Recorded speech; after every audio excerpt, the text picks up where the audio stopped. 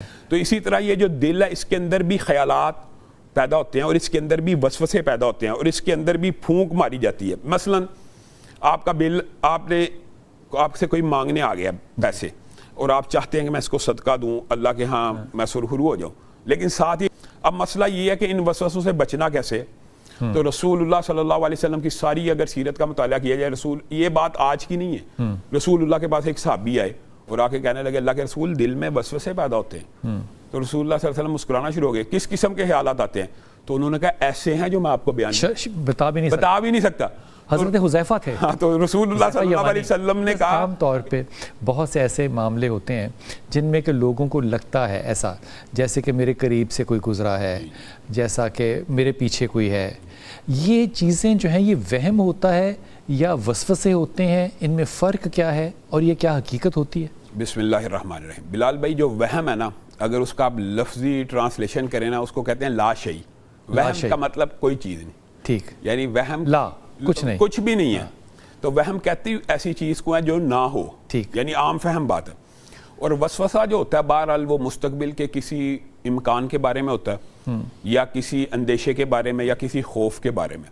تو دونوں چیزیں آپس میں بہرحال ریلیٹ کرتی ہیں کہ وہم وسوسے کی شکل میں بھی آ جاتا ہے. پہلے وسوسہ آتا ہے پھر اس کو وہم, اور اگر ہم وہم کو بہت زیادہ براڈ دیکھیں تو اس کو توہم پرستی بھی کہتے ہیں. وہ بھی لا شیء ہے, کچھ نہیں ہے. یعنی کالی بلی نے رستہ کاٹا ہے تو وہ اپنے کام سے جا رہی ہے, آپ اپنے کام سے چلے جاؤ. آپ اس کو اپنا کام نہ بنائیں, کہاں جا رہی ہے اس کو اپنا کام تو نہ بنائیں. سفر منحوس نہیں ہے. یعنی اگر آپ یہ سمجھتے ہیں کہ اگر آپ شام کو جھاڑو پھیریں گے تو آپ کا رزق کم ہو جائے گا, تو یہ وہم ہے. بڑے لوگ فالوور ہیں اس بات کے, بہت زیادہ ہیں. حتیٰ کہ آپ یہ دیکھیں کہ یہ جو توہم پرستی ہے یہ مغرب میں بھی پائی جاتی ہے. 13 نمبر بلڈنگ ہی نہیں, سیٹ نمبر 13 نہیں ہوتی, فلور نمبر 13 نہیں ہوتا. اب یہ بتائیں, اسی کو وہم بھی کہتے ہیں, اس کو توہم پرستی وہم سے نکلا ہوا ہے. تو جو وہم ہے حقیقت میں کوئی چیز نہیں ہے, لیکن وسوسہ حقیقت میں موجود ہوتا ہے. ٹھیک, یہ کیا چیز ہے وسوسہ؟ ہاں, قرآن پاک میں اس کی اگر 2 مقامات پہ ہم دیکھیں تو قل اعوذ برب الناس مالک الناس الہ الناس من شر الوسواس الخناس الذی یوسوس فی صدور الناس من الجنۃ والناس. ویسے اگر اس صورت کو میں پہلے یہ بات کروں گا اس کے ترجمے سے پہلے کہ آپ اس سے پچھلی صورت دیکھیں, قل اعوذ برب الفلق, میں پناہ میں آتا ہوں اللہ کی, رب فلق کی. کن 4 چیزوں سے پناہ مانگی؟ ایک اللہ کی صفت کو بیان کر کے 4 چیزوں سے پناہ مانگی ہے.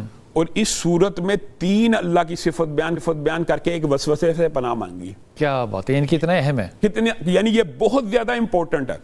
تو وسواس الخناس ہوتا ہے کہ اللہ تعالیٰ خود اسی صورت میں بتاتے ہیں الذی یوسوس فی صدور الناس, لوگوں کے دلوں میں جن بھی شیاطین بھی اور انسان بھی وسوسہ ڈالتے ہیں. جن بھی, ہاں, انسان بھی اور شیاطین تینوں چیزیں. اور ویسے تو جو حدیث سے آتا ہے کہ فرشتہ بھی انسان کے دل میں وہ وہم نہیں وسوسہ ڈالتا ہے, نیکی کا خیال ڈالتا ہے. ٹھیک, وہ بھی وسوسہ ہی ہوگا. وسوسہ اچھا بھی تو ہو سکتا ہے. ہاں, خیال ہوتا ہے نا.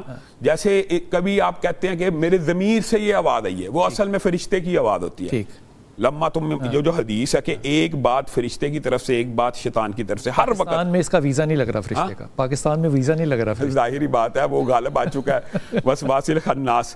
اچھا, وہ جب انسان کے دل میں یہ پھونک مارتا ہے یا کان میں پھونک مارتا ہے, آپ کو پتا ہے اسلام میں یہ تھوڑا سا سائنس سے ایک ڈفرینس ہے, یا پتہ نہیں سائنس کب اس نتیجے پہ پہنچے گی. اسلام میں دل بھی سوچ کا مرکز ہے. اچھا, سائنس مانتی ہے.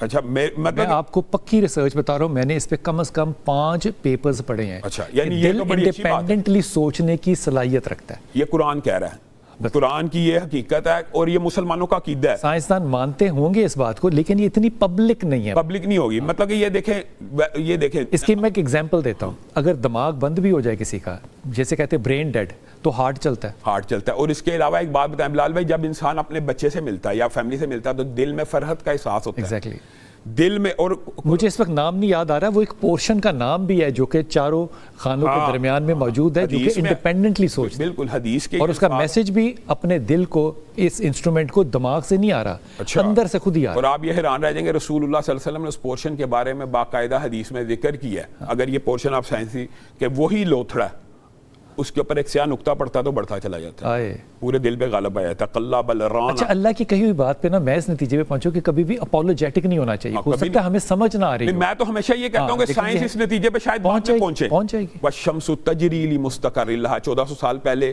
کوئی سائنسدان اس بات کو مانتا تھا کہ سورج چل رہا ہے؟ بالکل، قرآن کہہ رہا ہے کہ چل رہا ہے۔ تو اسی طرح یہ جو دل ہے، اس کے اندر بھی خیالات پیدا ہوتے ہیں اور اس کے اندر بھی وسوسے پیدا ہوتے ہیں اور اس کے اندر بھی پھونک ماری جاتی ہے۔ مثلا آپ کا بل، آپ سے کوئی مانگنے آ گیا پیسے اور آپ چاہتے ہیں کہ میں اس کو صدقہ دوں، اللہ کے ہاں میں سرخرو ہو جاؤں، لیکن ساتھ ہی ایک وسوسہ آئے گا بل دینا، ہاں بچے کی فیس دینی ہے، یہ وسوسہ ہے، یہ وہم نہیں ہے، یعنی وسوسہ ویسے یہ پھونک ماری ہے کسی نے نیکی سے روکنے کے لیے، یہ پھونک ہے کہ بھائی آپ کے گھر کے بل نہیں ہے، آپ نے دوائیاں نہیں لینی، آپ نے یہ سیونگ نہیں کرنی، تو یہ وسوسہ جن بھی ڈالتے ہیں، شیاطین بھی ڈالتے ہیں اور انسان بھی ڈالتے ہیں۔ اب مسئلہ یہ ہے کہ ان وسوسوں سے بچنا کیسے؟ تو رسول اللہ صلی اللہ علیہ وسلم کی ساری اگر سیرت کا مطالعہ کیا جائے، رسول، یہ بات آج کی نہیں ہے، رسول اللہ کے پاس ایک صحابی آئے اور آ کے کہنے لگے اللہ کے رسول دل میں وسوسے پیدا ہوتے ہیں، تو رسول اللہ صلی اللہ علیہ وسلم مسکرانا شروع ہو گئے، کس قسم کے خیالات آتے ہیں؟ تو انہوں نے کہا ایسے ہیں جو میں آپ کو بتا بھی نہیں سکتا۔ حضرت حذیفہ تھے، ہاں، تو رسول اللہ صلی اللہ علیہ وسلم نے کہا کہ یہ تو ایمان کی نشانی ہے۔ اچھا، یہ کیوں ایمان کی نشانی ہے؟ یہ عین ایمان ہے۔ وجہ کیا ہے؟ اس کی وجہ یہ جس کے دل میں ایمان ہے اسی کو وسوسہ ڈلنا ہے۔ کیا بات ہے! جس کے دل میں ایمان ہی نہیں ہے اس نے کیا گمراہ ہونا، یا اس کے دل میں کیا؟ تو پھر بہرحال اللہ کے رسول نے وضاحت بھی کر دی کہ یہاں تک اجازت ہے کہ وہ تمہیں وسوسہ ڈالے گا، کئی مرتبہ شیطان آ کے وہ کہے گا فلاں کو کس نے بنایا، تم کہو گے فلاں نے، فلاں نے، فلاں، پھر تمہارے رب کو کس نے بنایا؟ تو جب اس سٹیج پہ وسوسہ پہنچ جائے تو یہاں پہ رکنا ہے، یہاں پہ لا حول ولا قوت الا باللہ پڑھنا ہے۔ اور حضرت عبداللہ ابن عباس کی حدیث ہے کہ جس کو وسوسے اور وہم تنگ کریں تو اس نے کیا کرنا، هو الاول والآخر والظاہر والباطن وهو بكل شيء علیم، سورۃ حدید کی یہ آیت پڑھنی ہے، تو وسوسہ ختم ہو جائے گا اللہ کی ذات کے بارے میں۔